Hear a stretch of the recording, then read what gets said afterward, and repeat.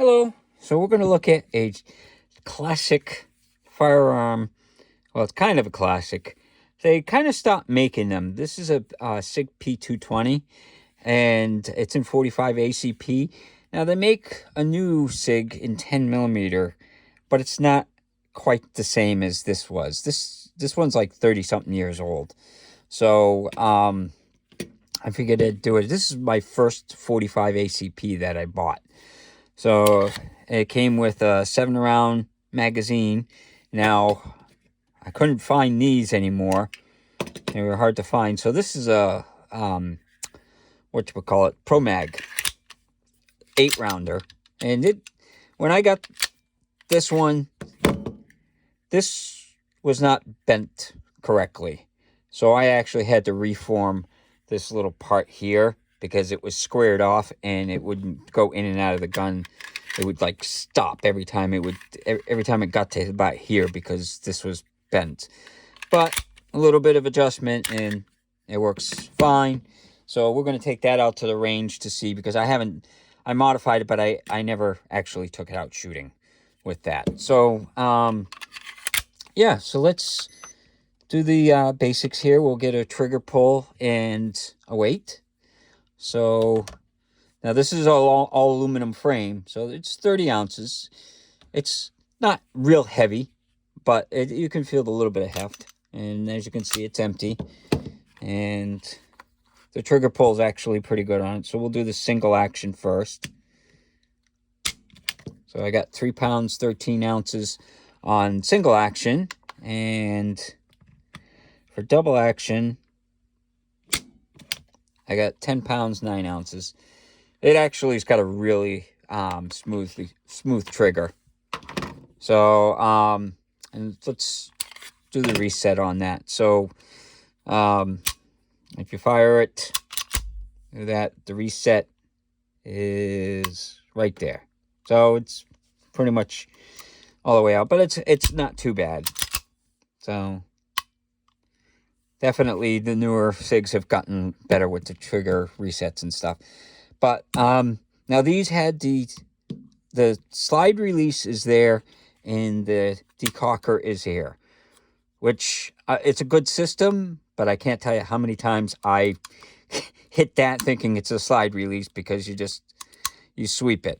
And then here's the mag release. This was an ambidextrous. This, like I said, this is an older version, so they weren't doing all that. They weren't thinking about people being left-handed or anything back then.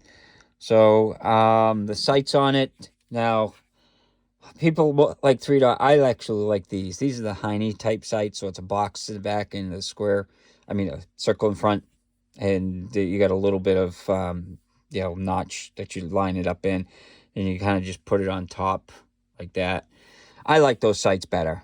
That's personal preference, but to me, I find them easier to get on target better with that. So yeah, so that's the basics of it. So let's take it out to the range and see how it shoots. Hello. So today we're going to take a look at a classic firearm here. This is a Sig P220. I've had it for quite some time. They stopped making them a little while ago, but it's a great gun. So we're going to take some shots with it, and what I'm shooting out of it today, it's the American Eagle 230 grain bullets. They look like that. They're just round nose. So let's see how it shoots.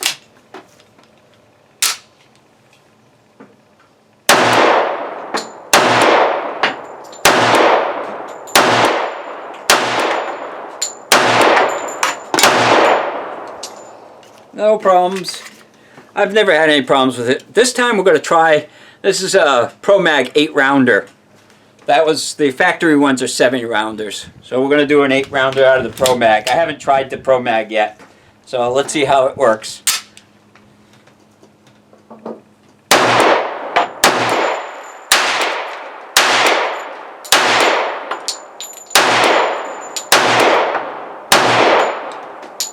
No problems. So that was the first time shooting the Pro Mags. But again, That's a Sig Sauer P220 in 45 ACP. So, out of the range, it did fine. I've never had problems with this. This was a very good gun. Over the years, I can't even remember a time where I've actually had a jam in it. So, it's an outstanding gun. This was the target. I did the 2 mags and stuff. I was about 10 yards out, and I was just kind of rattling them off pretty fast. If I do slow fire, it's actually pretty good. I had bought this gun originally to do pin shoots. Everybody used the 45 ACP for the pin shoots, so that's what I bought this for. But the grip is okay. I mean, it's got a nice texturing and stuff. It's all plastic there. Granted, and it's got some texturing in the back there because the plastic wraps around, so they did a nice job. It's not overly aggressive, but it's not like super smooth. So it's okay. I've never had any problems with the grip on it. So the take it apart is typical Sig style. So you lock the slide back, you turn the little lever down like that, and comes right off. And then you've got the spring, which is not captive. This was before they started doing that. And then the barrel. And I mean, it's got a steep feed ramp, but it's a 45. It pretty much just goes in there, and it aligns with the mag pretty good. So I have never had any feed problems with it or anything. So and then it goes back together in reverse like that, and then you just slide it off. Now, like I said, it's all metal, and you got this full rail.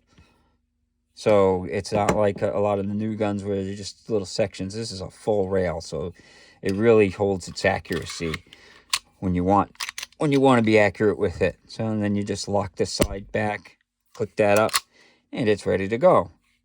So yeah, this was an outstanding gun. I'm not sure why they kind of stopped making them. I think you can get certain versions of it now, but they're like elitist type versions. It's not the plain. This is just a plain, P220. So, but times change. They always do new things. The 10 millimeter. I wish I could find it.